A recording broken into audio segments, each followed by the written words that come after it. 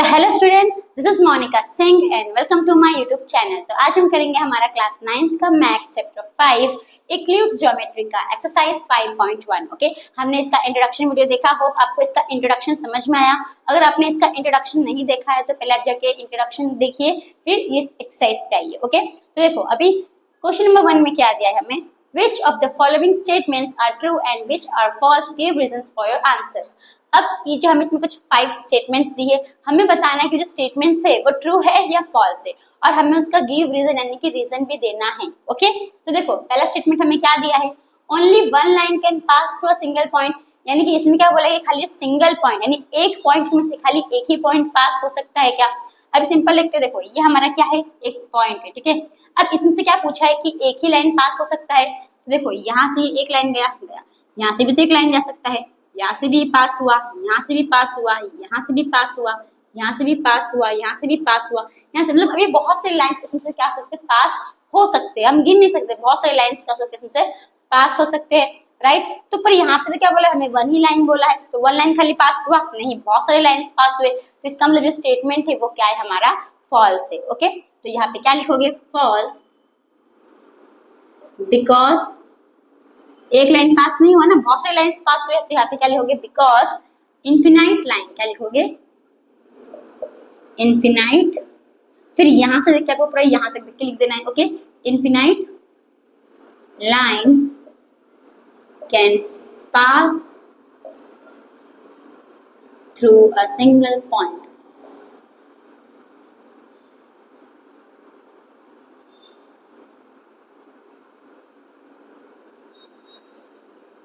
Okay, अभी next statement क्या दिया है, देखो, there are an infinite number of lines which passes through two distinct points, यानी कि इसमें क्या बोला है कि हमारे पास ना दो डिस्टिंक्ट पॉइंट है, ठीक है, दो अलग अलग पॉइंट है, उसमें से बहुत सारी लाइन पास हो सकती है क्या। तो ये देखो, ये हमने पढ़ा था, किसमें पढ़ा था, एक्सियम 5.1 में। ठीक है, उसमें भी सेम हमें दिया था, क्या दिया था कि दो पॉइंट है उसमें, अब कोई भी दो डिस्टिंक्ट पॉइंट, डिस्टिंक्ट मतलब कि अलग अलग, कोई भी दो अलग अलग पॉइंट दी है तो उसमें से कितना लाइन पास हो सकता है, अ यूनिक लाइन पास हो सकता है, अ यूनिक लाइन कैन पास। तो यूनिक लाइन यानी कि एक ही लाइन पास हो सकता है, पर यहाँ तो हमें क्या दिया है, there are infinite number of lines, infinite मतलब कि बहुत सारे लाइंस, तो बहुत सारे लाइन पास हुआ क्या, नहीं हुआ, बहुत सारे लाइन पास होगा भी नहीं, एक ही लाइन ही पास होगा। ठीक है, अगर आप देखोगे यहाँ पे आपका पॉइंट है, ये एक लाइन तक पास हो गया, पर ये ऐसे पास किए तो ये पॉइंट आया, ये पॉइंट आया क्या, नहीं आया, फिर ऐसे पास करोगे तो ये पॉइंट आया, ये पॉइंट आया, नहीं आया, तो इसका मतलब जो दो डिस्टिंक्ट पॉइंट है उनसे एक ही लाइन पास हो सकता है। ओके, तो यहाँ पे क्या लिखोगे, यहाँ पे भी ये स्टेटमेंट क्या है, हमारा फॉल्स है। फॉल्स क्यों, क्योंकि because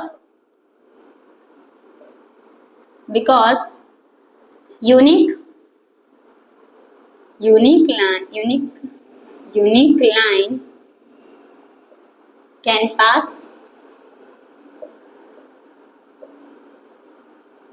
through two distinct points.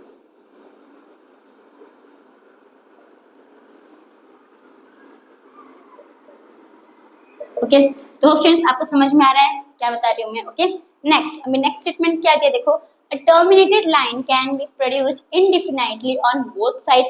अब इसमें क्या बोला है कि टर्मिनेटेड लाइन है, क्या वो दोनों साइड्स प्रोड्यूस यानी कि चल सकता है, मतलब कि इनडिफिनाइटली प्रोड्यूस मतलब कि अभी आपका लाइन है, ये यहाँ से भी चलते रहेगा, यहाँ से भी चलते रहेगा। तो यस, ये हमने पोस्टुलेट्स में पढ़ा था, फर्स्ट सेकंड पोस्टुलेट्स था हमारा, फर्स्ट के सेकंड पोस्टुलेट था। ओके, तो यानी कि इसमें क्या है, आंसर ट्रू है, तो आप क्या लिखोगे, ट्रू। हमने पढ़ा था ना कि जो टर्मिनेटेड लाइन है वो दोनों साइड से क्या रहेगा, चलता रहेगा, कभी भी खत्म नहीं होगा, हमने पढ़ा था। तो इसका आंसर मतलब जो स्टेटमेंट है वो हमारा क्या है, ट्रू है, तो हमने ट्रू लिख दिया। स्टेटमेंट क्या लिख दोगे, सिंपल जो स्टेटमेंट दिया है ना वही वापस नीचे उतार देने का। तो a terminated line can be produced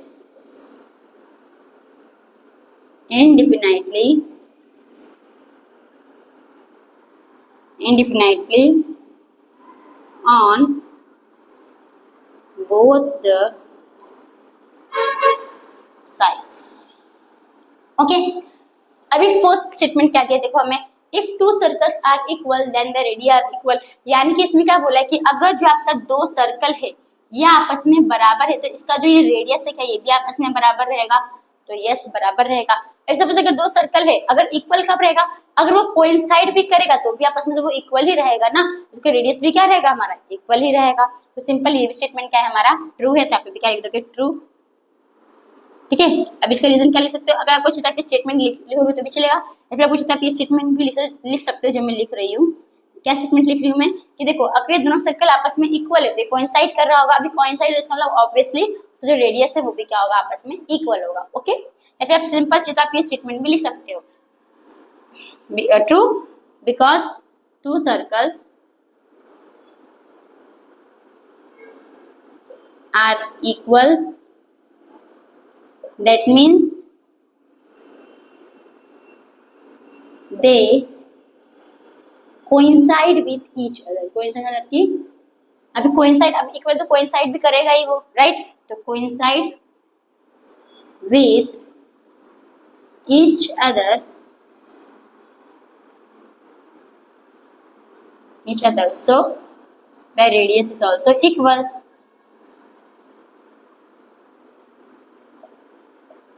ready are also equal. ठीक है, सीधा आप स्टेटमेंट पे लिख सकते हो, और आपको चाहिए तो आप जो ऊपर का है वही नीचे उतार दो, ट्रू है तो जो ऊपर का स्टेटमेंट है वही नीचे उतार देने का। ओके, सिंपल इसमें क्या बोला था, ये दो सर्कल है अगर वो आपस में इक्वल है तो उसका क्या रेडियस भी इक्वल होगा।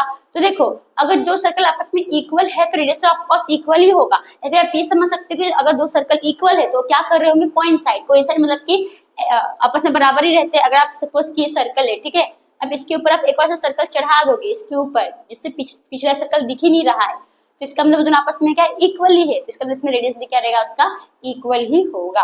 ओके, तो अब ये समझ में आया। नेक्स्ट अभी फिफ्थ में क्या दिया देखो, in figure if A B equals to P Q and P Q equals to X Y then A B equals to X Y. यानी कि इसमें आपको क्या बोला कि देखो ये आपका लाइन सेगमेंट है, ठीक है, अभी जो ए बी है वो पी क्यू के बराबर है, ठीक है, ये इसके बराबर है, और ये जो ये इसके बराबर है, जो पी क्यू है वो एक्स वाई के बराबर है। इसका मतलब जो ए बी है वो भी पी क्यू के क्या रहेगा, बराबर रहेगा, राइट। ये हमारा क्या था, तो इक्लिप्स फर्स्ट एक्सियोम था, तो आप वो भी लिख सकते हो। तो इसका रीजन क्या लिखोगे, ये भी आंसर ट्रू है, इसका क्या लिखोगे, true because of Euclid's geometry, Euclid's axiom था ना, Euclid's axiom मतलब कि Euclid's axiom में दिया था, क्या दिया था कि अगर कोई चीज किसी सेम चीज से बराबर है तो वो बाकी वो दो चीज भी क्या रहेगी, आपस में बराबर रहेगी। तो वही हमें लिखना है, things which are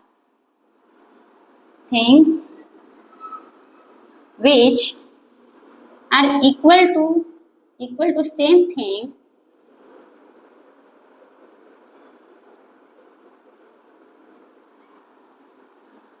okay, true because of Euclid's axiom, things which are equal to same things, that means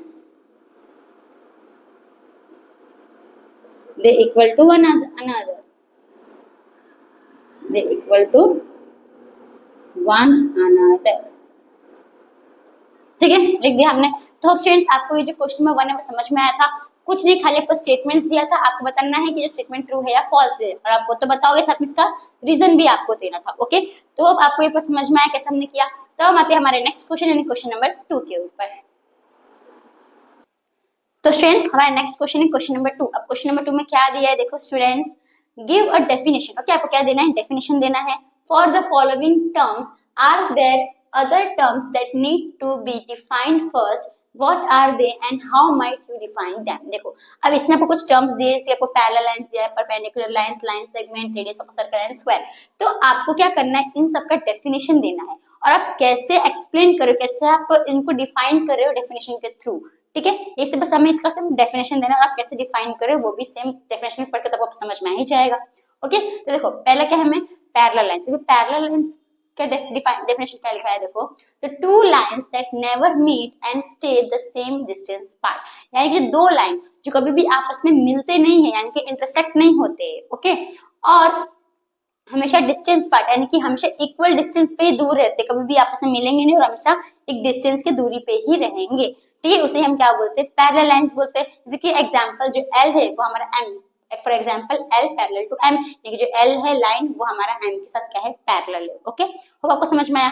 next क्या है, परपेंडिकुलर लाइंस। अब परपेंडिकुलर लाइंस मतलब क्या होता है कि दो लाइंस जो आपस में इंटरसेक्ट कर रहे हैं और 90 का एंगल बना रहे हैं, उसे हम क्या बोलते हैं, परपेंडिकुलर लाइंस बोलते हैं। ओके, तो देखो इसमें क्या दिया है, two lines intersect at a right angle, यानी कि दो लाइन जो आपस में इंटरसेक्ट हो रहे हैं और राइट एंगल फॉर्म कर रहे हैं। ठीक है, राइट एंगल मतलब कि 90 डिग्री। जैसे कि आप ये देख सकते हो, जो ए बी है लाइन, उसको कौन इंटरसेक्ट कर रहा है, सी डी इंटरसेक्ट कर रहा है, और जो एंगल फॉर्म हो रहा है वो क्या है हमारा, तो ये हमारा 90 डिग्री एंगल फॉर्म हो रहा है ये। ओके, तो यानी कि ये इसको हम क्या बोलते हैं, परपेंडिकुलर लाइंस बोलते हैं। ओके, अब आपको परपेंडिकुलर लाइन समझ में आया। नेक्स्ट क्या है, लाइन सेगमेंट। अभी लाइन सेगमेंट मतलब क्या होता है कि वो लाइन का वो पार्ट, वो हिस्सा जिसके दो एंड पॉइंट्स होते हैं। सिंपल समझो कि आपको पता है कि लाइन स्टार्ट कहाँ से हो रहा है, खत्म कहाँ से हो रहा है। जैसे कि आपका ये, जैसे ये पेन समझ सकते हो, सपोज ये जो पेन है आपका, ये यहाँ से स्टार्ट हुआ, यहाँ पे क्या हो गया, खत्म हो गया, यानी कि इतना सही है, तो इसी आप क्या बोलोगे, लाइन सेगमेंट बोल सकते हो एग्जांपल के लिए, राइट। तो वैसे तो क्या दिया है, a part of a line with two end point like A B. इसको मैंने नाम नहीं दिया, यहाँ पे नाम लिख लेना ए बी। ओके, यानी कि वो लाइन का हिस्सा, पार्ट, सपोज कि आपका ये लाइन है। ओके, ये क्या है आपका, ऐसा लाइन है जो बढ़ते जाएगा, तो इसका जो ये एक पार्ट है, इसका एंड पॉइंट हमें दिया है, ये पार्ट, ठीक है, ये पार्ट, इसको नाम दे दो ए बी। तो इसी को हम क्या बोलेंगे, लाइन सेगमेंट, जिसका हमें एंडिंग पॉइंट और स्टार्टिंग पॉइंट पता होता है। ओके, तो अब आपको ये लाइन सेगमेंट मतलब समझ में आया कि लाइन का वो पार्ट जिसके दो एंड पॉइंट्स हो, उसे हम क्या बोलेंगे, लाइन सेगमेंट बोलेंगे। फॉर एग्जांपल ये आपका ए बी। ठीक है, तो अभी नेक्स्ट क्या है हमारा, रेडियस ऑफ अ सर्कल। अभी रेडियस ऑफ अ सर्कल मतलब क्या होता है कि सर्कल है, उसका सेंटर होता है, सेंटर जो पॉइंट होता है सेंटर, वहां से आप कैसा भी लाइन बना लो, सर्कल को टच हो रहा है। जैसे कि देखो अभी आपका सर्कल है, ठीक है, यहाँ पे आपका क्या है, सेंटर है, तो सेंटर से ये टच करो, ये भी रेडियस है, सेंटर से इधर टच करो, ये भी रेडियस है, सेंटर से इधर टच करो, ये भी रेडियस है, सेंटर से इधर टच करो, ये भी रेडियस है, सेंटर से इधर टच करो, मतलब सेंटर से आप सर्कल पे कहीं पे भी टच करोगे, उससे हम क्या बोलेंगे, रेडियस ऑफ अ सर्कल बोलेंगे। ओके, तो देखो इसमें क्या दिया है, the distance from the centre of the circle to any point on the circle like radius O A.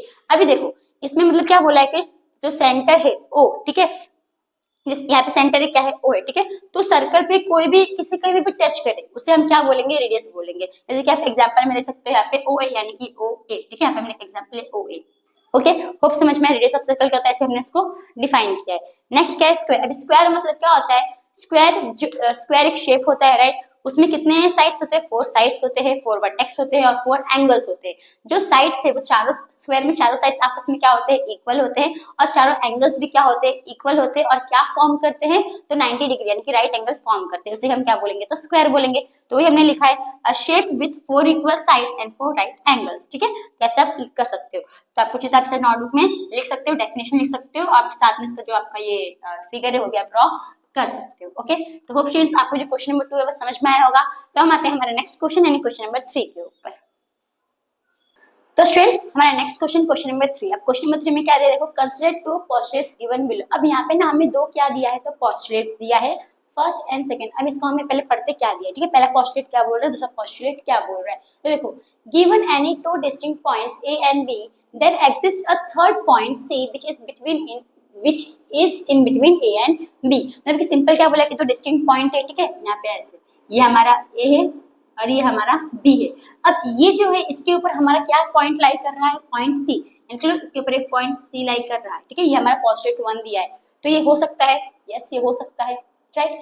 Next second में क्या बोला है, there exist at least 3 points that are not on the same line, यानी कि इसमें भी 3 points है, पर तीनों शायद जरूरी नहीं कि तीनों एक ही लाइन के ऊपर एग्जिस्ट कर रहे हैं। मतलब समझो कि सपोज यहाँ पे आपका ये है ए बी, ठीक है, अच्छा सी के ऊपर लाइन नहीं कर रहा होगा ऐसा, ठीक है, तो दोनों जो है वो पोस्टुलेट सही है। अब इसमें क्वेश्चन क्या पूछा है वो देखो, do this postulates contains any undefined terms, यानी कि ये जो पोस्टुलेट है इसमें क्या कोई भी अनडिफाइंड टर्म्स है। अभी देखो जब हमने इंट्रोडक्शन वीडियो किया था उसमें हमने ये इक्लूड्स के डेफिनेशंस पढ़े थे, राइट, जो भी डेफिनेशंस पढ़े थे उसे क्या बोल दिया था, अनडिफाइंड टर्म्स के नाम से उसको घोषित कर दिया था।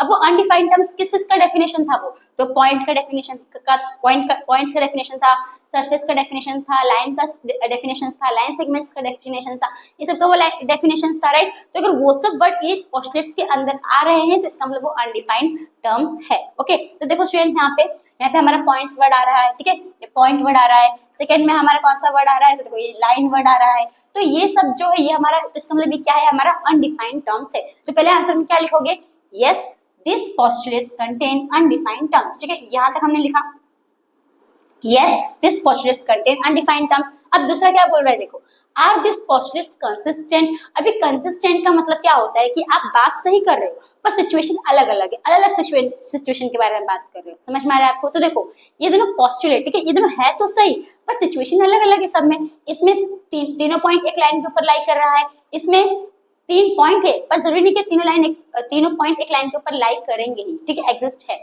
तो सिचुएशन अलग अलग है ना, बात तो कर रहे हैं, सही बात कर रहे हो, लेकिन सिचुएशन क्या है, अलग अलग है। तो इसका मतलब कि यस ये हमारा कंसिस्टेंट भी है। तब क्या लिखोगे, and this two postulates are consistent too. ठीक है, इतना लिखा।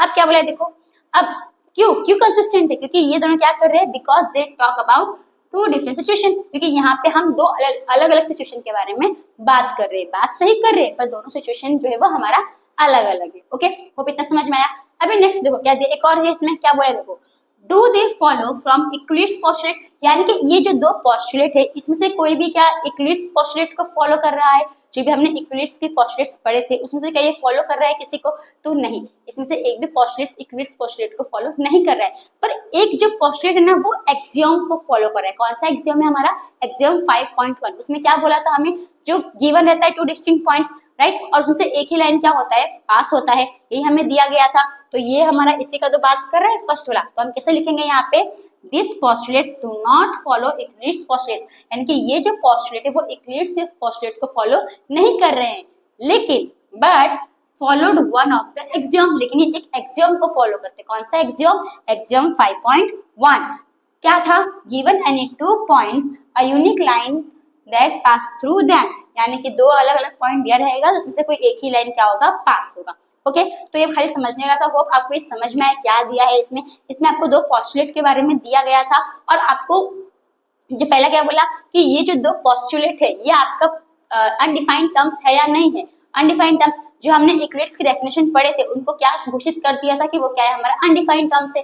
तो डेफिनेशन किस किस के बारे में थे, तो पॉइंट्स के बारे में थे, लाइन सेगमेंट, प्लेन सरफेस सब के बारे में था। ठीक है, तो यहाँ पे हमारा देखो पॉइंट्स है, पॉइंट लाइन है, यानी दोनों में हमारा वर्ड है। इसका मतलब ये हमारा क्या हो जाएगा, अनडिफाइंड टर्म हो जाएगा। इसलिए हमने क्या लिखा, yes this postulates are undefined terms. Consistent मतलब क्या होता है कि आप दो बात सही कर रहे हो पर दो अलग अलग सिचुएशन की बारे में बात कर रहे हो। तो यस देखो बात सही है लेकिन दोनों अलग अलग सिचुएशन है। इसमें क्या था कि एक ही लाइन के ऊपर तीनों पॉइंट एक्सिस्ट था, लेकिन इस पे मतलब तीनों पॉइंट एक्सिस्ट जरूरी नहीं कि वो उस पे है। ठीक है, सपोज ए बी है और सी आपका बाहर है। ठीक है, दोनों जो सिचुएशन है आपका वो क्या है, अलग अलग है। ओके, और फिर तीसरा क्या था, क्या ये कोई भी पोस्टुलेट इसमें से ये जो पोस्टुलेट्स है क्या वो यूक्लिड्स पोस्टुलेट को फॉलो कर रहे हैं, तो नहीं, इसमें से एक भी पोस्टुलेट यूक्लिड्स पोस्टुलेट को फॉलो नहीं कर रहा है पर एक एक्सियोम को फॉलो कर रहा है। और वो एक्सियोम कौन सा, हमारा 5.1। और 5.1 एक्सियोम हमें क्या बोलता है कि दो हमें अलग अलग पॉइंट दिया हुआ है और उसके ऊपर से कितना लाइन पास होगा, तो एक ही लाइन पास होगा। ओके, तो होप फ्रेंड्स आपको जो क्वेश्चन नंबर 3 है वो समझ में आया होगा। तो इसका जो आंसर है ना यही इसका आंसर है। ओके, तो आपको क्वेश्चन नंबर 3 समझ में आया होगा। तो हम आते हैं हमारे नेक्स्ट क्वेश्चन यानी क्वेश्चन नंबर 4 के ऊपर। तो स्टूडेंट्स हमारा नेक्स्ट क्वेश्चन क्या है, क्वेश्चन नंबर 4। अब क्वेश्चन नंबर 4 में क्या दिया है देखो students, if a point C lies between 2 points A and B. यानी कि एक पॉइंट क्या है हमारा सी है, वो लाइज बिटवीन यानी कि बीच में, किसके बीच में, तो ए एंड बी के बीच में है। ठीक है, यानी देखो यहाँ पे एक आपका लाइन है, ये ए है और ये आपका बी है। तो जो सी है वो ए बी के बीच में है, बीच में आप यानी किसका बीच में सी, अगर बीच में इसका मतलब कि ये क्या होगा, सी ए बी का मिड पॉइंट होगा, राइट। और आपने क्या बोला है, such that AC equals to BC। तो यानी कि AC किसके बराबर होगा, BC के बराबर होगा। ये जो आपका AC है ये किसके बराबर होगा, ये BC के बराबर होगा, राइट। अगर C इसका मिड पॉइंट है तो वो दोनों आपस में बराबर होगा ही, इक्वल तो होगा ही। तो ये हमें ऑलरेडी दिया है। अब इसमें हमें देखो प्रूफ करना है, कुछ प्रूफ करना है। ठीक है, क्या प्रूफ करना है, proof that AC equals to half AB। यानी कि ये जो आपका AC है, ये AC वो क्या है, हाफ है, आधा है। यानी कि जो AC है वो क्या है, आधा है। किसका आधा है, लेकिन ये पूरे AB का क्या है, वो आधा है। यही हमें क्या करना है, इसको प्रूफ करना है। ओके, तो कभी भी हम प्रूफ करते हैं ना तो एक सिस्टमैटिक वे से करते हैं।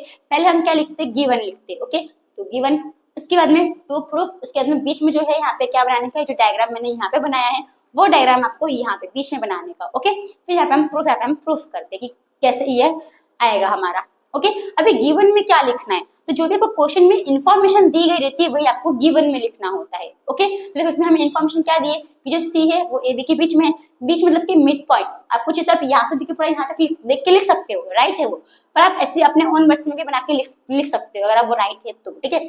अभी क्या बोले, सी लाइज बिटवीन, बिटवीन के बीच में, किसके, ए बी के बीच में, यानी कि सी क्या होगा, ए बी का मिड पॉइंट ही होगा, तो वही हम लिखेंगे C is the mid point of A B, ऐसा टाइप सेगमेंट बना दो, ठीक है। अब और इसमें क्या दिया है, ए सी किसके बराबर है, बी सी के बराबर है, ये भी हमें दिया है, तो कम करके क्या लिख देने का, A C equals to B C. Okay, अब प्रूव दैट, अब जो हमें प्रूफ करना होता है वो हम टू प्रूव में लिखते हैं। प्रूफ क्या करना है, हमें इसी को प्रूफ करना है, तो ये हमें सिंपल लिखना है, तो A C equals to half A B. Okay, अभी जो लाइन जो हमने ये फिगर बनाया था उस फिगर को हम यहाँ बना देंगे, ए बी बीच में क्या है सी, और ये दोनों आपस में क्या है, इक्वल है, हमने फिगर बना दिया। अब प्रूफ में देखो, अब सबसे पहले हमें क्या दिया कि जो सी क्या है उसका मिड पॉइंट, एकदम सिंपल पहले लिखने का, सी, तो सबसे पहले हमें क्या बताया कि जो सी है वो क्या है, ये ए बी का मिड पॉइंट है, राइट, तो पहले लिखने का C is the mid point of A B, या फिर ए एंड बी भी लिख सकते हो, ए बी भी लिख सकते हो। ओके, अब इसका मतलब जो हमारा ए सी वो किसके बराबर है, बी सी के बराबर है, ठीक है, यानी कि जो हमारा ए सी है वो अगर बी सी, वो बी सी के बराबर है, तो और ये हम ए सी और बी सी को प्लस करेंगे तो हमारा पूरा क्या फॉर्म होगा, ये ए सी और ये बी सी को हम प्लस करेंगे तो हमें पूरा क्या मिलेगा, हमारा ये ए बी ही मिलेगा ना, राइट। अभी ए सी इक्वल्स टू ए सी, ठीक है, अब इसको मैं ए सी इक्वल्स टू ए सी लिख सकती हूँ क्या, देखो अभी ए सी इक्वल्स टू बी सी, तो मैं बी सी के बदले ए सी लिख सकती हूँ, क्योंकि ये तो आपस में बराबर है ना, ठीक है, ये हमें दिया है कि ए सी किसके बराबर है, बी सी के बराबर है, राइट, तो मैं बी सी की जगह ये ए सी लिख सकती हूँ क्या, लिख सकती हूँ, क्यों लिख सकती हूँ, ये दोनों आपस में बराबर है, समझ में आया आपको, यहाँ तक क्या लिख सकते हो, A C equals to A C. Okay, इसको आप ले लो इक्वेशन 1 और इसको आप ले लो इक्वेशन 2। ओके, या फिर आप सिंपल ये कर सकते हो कि ए सी और बी सी तो आपने बराबर दिया है, तो अगर हम ए सी और बी सी को प्लस करेंगे तो किसके बराबर रहेगा, ए बी बनेगा। आप ऐसे भी कर सकते हैं, फिर इसमें और भी बहुत ऑप्शंस रहता है, मैं आपको वही करके बताती रहता, ठीक है। देखो ए सी बी सी बराबर है, ठीक है, अगर हम ए सी को ए सी यानी ए सी को प्लस करेंगे बी सी के साथ तो हमें क्या मिलेगा, ए बी मिलेगा, राइट, सिंपल लिखो A C plus B C equals to क्या मिलेगा, हमें ए बी मिलेगा, इक्वेशन 1 ले लो इसको। सेम अभी यही में सेम यही लिखो, लेकिन अगर मैं बी सी के बदले ए सी लिख दूं तो चलेगा, ऑफ कोर्स चलेगा, क्यों चलेगा, क्योंकि ये जो बी सी है और ये जो ए सी है वो दोनों आपस में इक्वल है ना, तो कैसे लिखोगे, तो A C plus A C equals to A B ही होगा, ये होगा हमारा इक्वेशन 2, ठीक है। तो देखो ये दोनों हमारा क्या आपस में इक्वल है, ये इक्वेशन 1 इक्वेशन 2 दोनों ही हमारा इक्वल है, तो यानी कि ये दोनों भी तो आपस में बराबर होगा, राइट। तब इसमें आप क्या करोगे, तो जो ए सी है तो ए सी प्लस बी सी किसके बराबर हो जाएगा, ए सी प्लस ए सी के बराबर हो जाएगा, तो यहाँ पे आप क्या लिखोगे, from equation 1 and 2।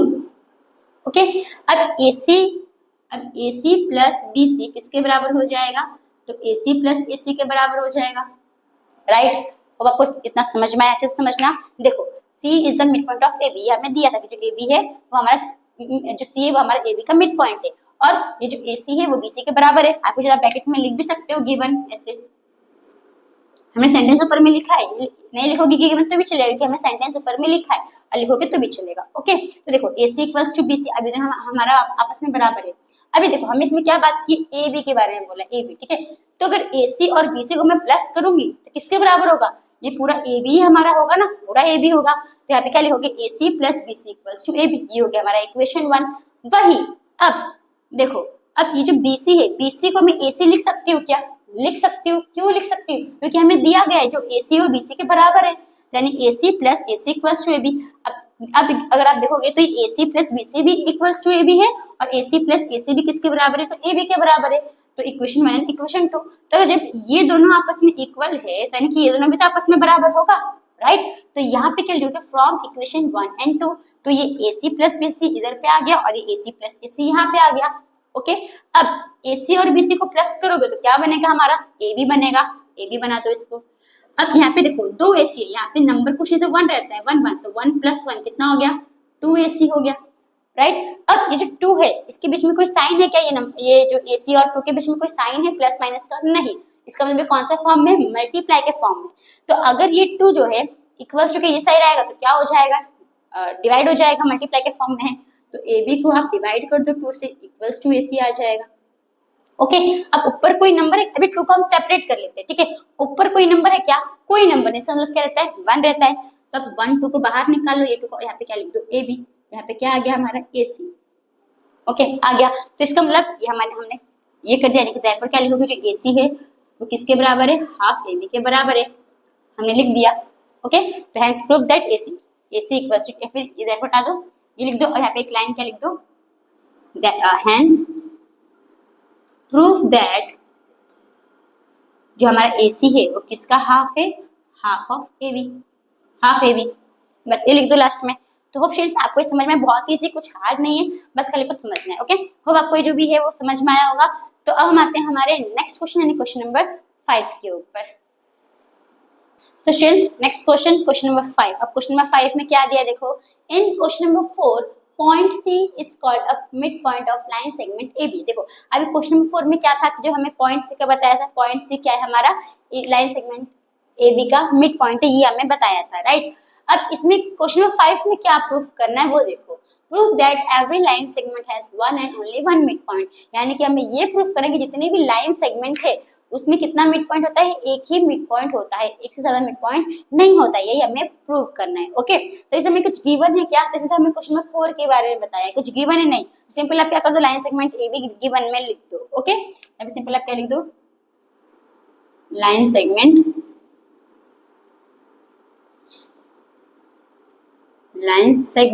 AB।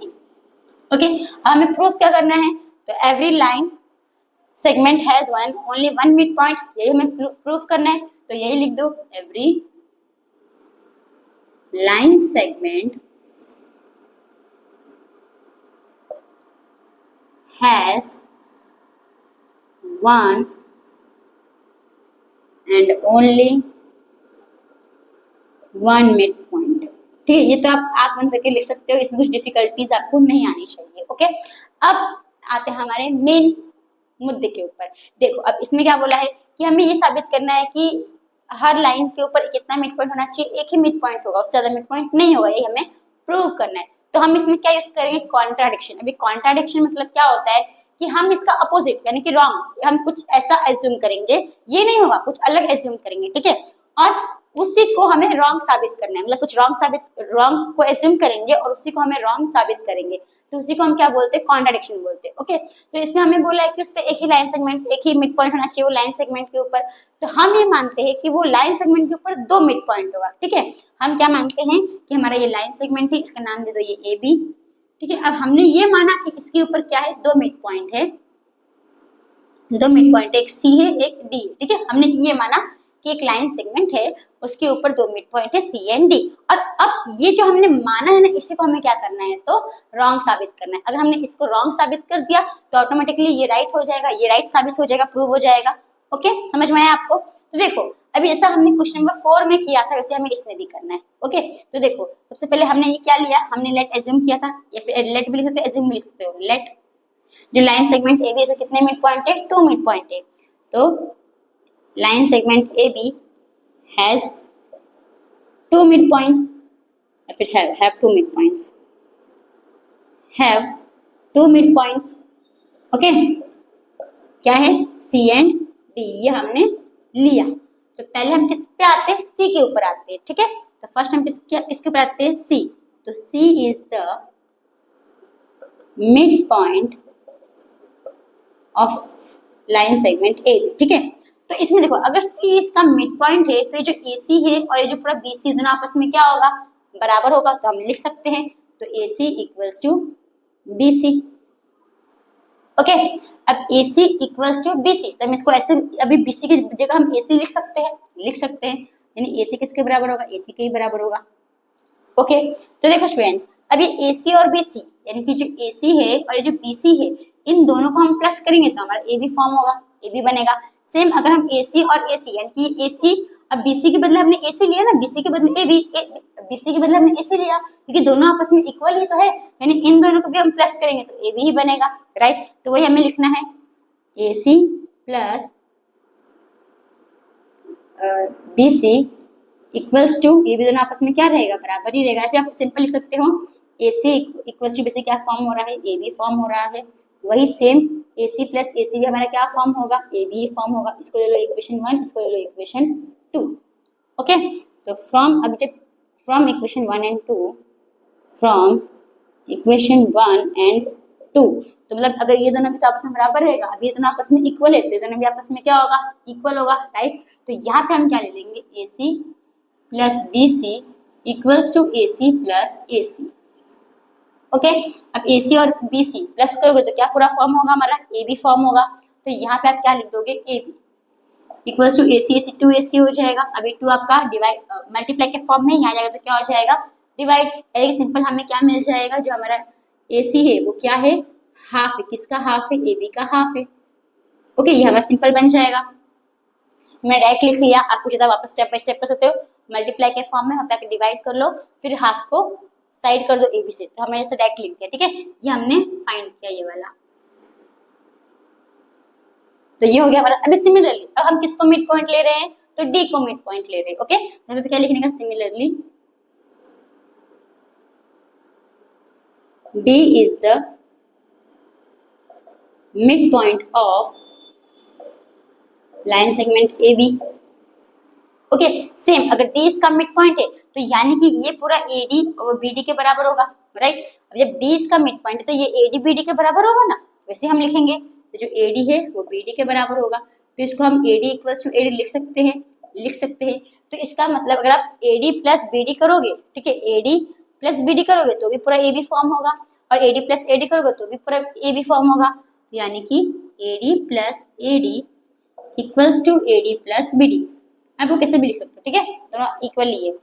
Hope आपको समझ में आया, मतलब कि ये तो मुझे समझना है, ठीक है। जब हमारा C मिड पॉइंट था तो AC और BC आपस में इक्वल था, राइट। वही जब अब हमारा D मिड पॉइंट है यानी कि AD और BD आपस में इक्वल होगा। समझ में आया, तो जैसे हम हमने C में किया था ना, वैसे हमें सेम इसमें भी वही करना है। ओके, तो यानी कि अगर हम AD और BD को प्लस करेंगे तो भी हमारा AB बनेगा, तो AD प्लस BD, और AD और AD को प्लस करोगे तो भी हमारा AB बनेगा। तो यानी कि दोनों आपस में क्या है, बराबर है। तो देखो AD कितना हो जाएगा, 2AD इक्वल्स टू ये क्या फॉर्म हो जाएगा, AB। तो जो 2 है वो मल्टीप्लाई के फॉर्म में, वहां जाएगा तो क्या हो जाएगा, डिवाइड। तो AD इक्वल्स टू AB को डिवाइड कर दो 2 से, यानी कि हमारा AD सिंपल क्या हो जाएगा, हाफ AB आ जाएगा, राइट। अब इसको ले लो हमारा इक्वेशन 3, इक्वेशन 4।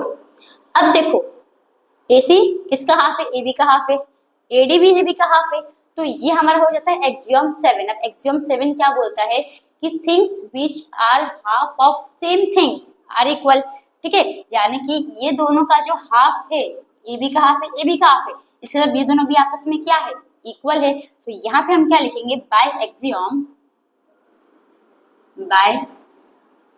एक्सियम 7 जो हमारा AC है वो किसके बराबर है, AD के बराबर है।